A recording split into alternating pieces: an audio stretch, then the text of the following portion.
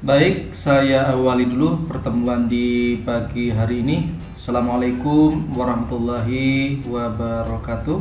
Selamat pagi. Semoga video pembelajaran kali ini menjumpai anak-anak sekalian dalam keadaan sehat tanpa kurang suatu apapun, masih dalam lindungan Allah Subhanahu wa taala. Tentunya anak-anak sekalian masih tetap semangat untuk terus belajar.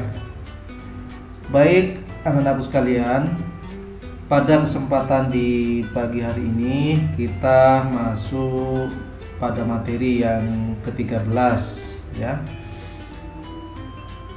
Ini merupakan materi lanjutan dari pertemuan kita ya. Kemarin materi 12 membahas prosedur dan aturan kerja, dan sekarang kita masuk ke materi berikutnya, materi 13. Nanti kita akan membahas masalah promosi ya. Baik anak-anak sekalian, seperti biasanya sebelum ke pokok pembahasan, Pak Syafi'i terlebih dahulu menyampaikan kompetensi dasar, kemudian indikator pencapaian kompetensi, tujuan pembelajaran, dan pokok bahasan. Kompetensi dasar kita masih tetap ya pada materi 12, yaitu 3.4 menganalisis kebutuhan sumber daya usaha, 4.4 membuat perencanaan kebutuhan sumber daya usaha. Adapun indikator pencapaian kompetensi yang akan kita capai yaitu 3.4.4 menganalisis kebutuhan sumber daya usaha, 4.4.6 merencanakan media promosi yang akan digunakan. Jadi seperti yang saya sampaikan tadi, bahasan kita khusus pada materi promosi ya.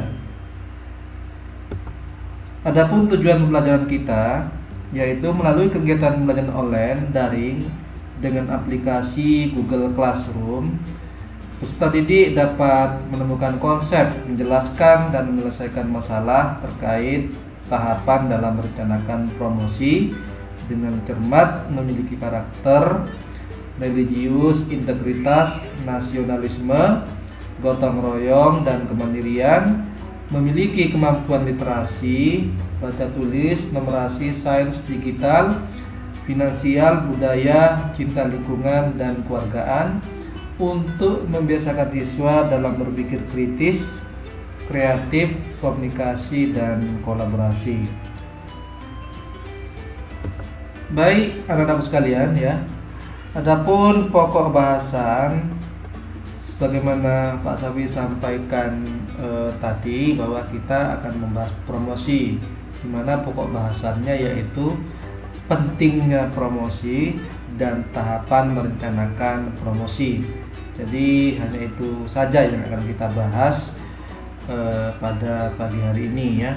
Sedangkan materi promosi lebih dalam lagi akan kita bahas di KD selanjutnya.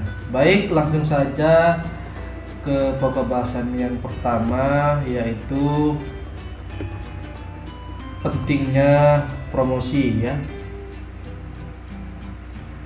Anak-anak sekalian ya, promosi adalah suatu hal terpenting dalam dunia bisnis ya.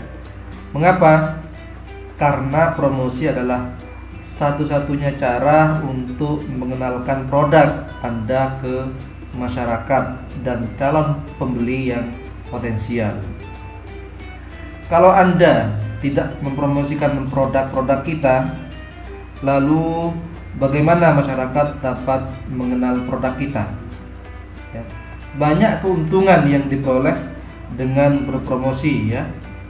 Seperti informasi produk akan tersebar kepada masyarakat, kemudian mendapatkan kenaikan penjualan dan profit, mendapatkan pelanggan baru, dan menjaga kesetiaan pelanggan, membedakan serta mengunggulkan produk dibanding produk pesaing, bahkan membantu mengubah tingkah laku dan pendapat konsumen.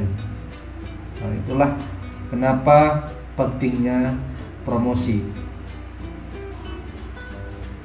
Baik anak sekalian, adapun tahapan bagaimana merencanakan promosi ya.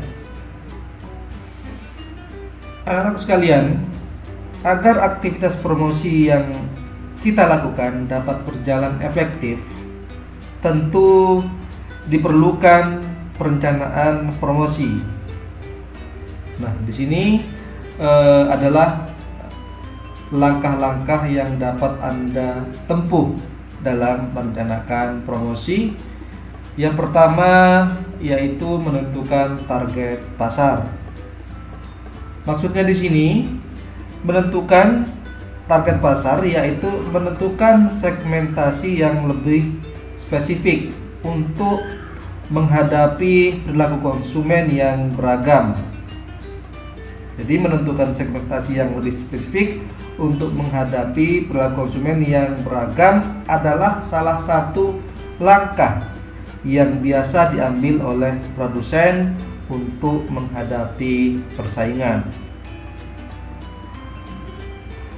Dengan mengetahui target pasar secara jelas dan detail, maka kita dapat membuat anggaran promosi yang efektif. Kemudian tahapan yang kedua adalah tujuan promosi. Tujuan promosi di sini maksudnya adalah menentukan tujuan dan apa yang ingin dicapai akan membuat aktivitas promosi berjalan efisien. Sekali lagi saya sampaikan, menentukan tujuan dan apa yang ingin dicapai akan membuat aktivitas promosi berjalan efisien. Apakah tujuan promosi tersebut untuk membangun brand awareness, mendongkrak penjualan, atau meluncurkan produk baru? Kemudian yang ketiga adalah menentukan pesan. Ya, maksudnya di sini sebagai pengusaha kita harus mampu membangun komunikasi dua arah dengan konsumen. Untuk itu kita harus menentukan pesan apa yang ingin disampaikan untuk mendukung kegiatan promosi. Gunakan bahasa yang mudah dipahami oleh target market Anda serta membuat pesan yang menarik, rasional, dan informatif. Kemudian yang keempat, media.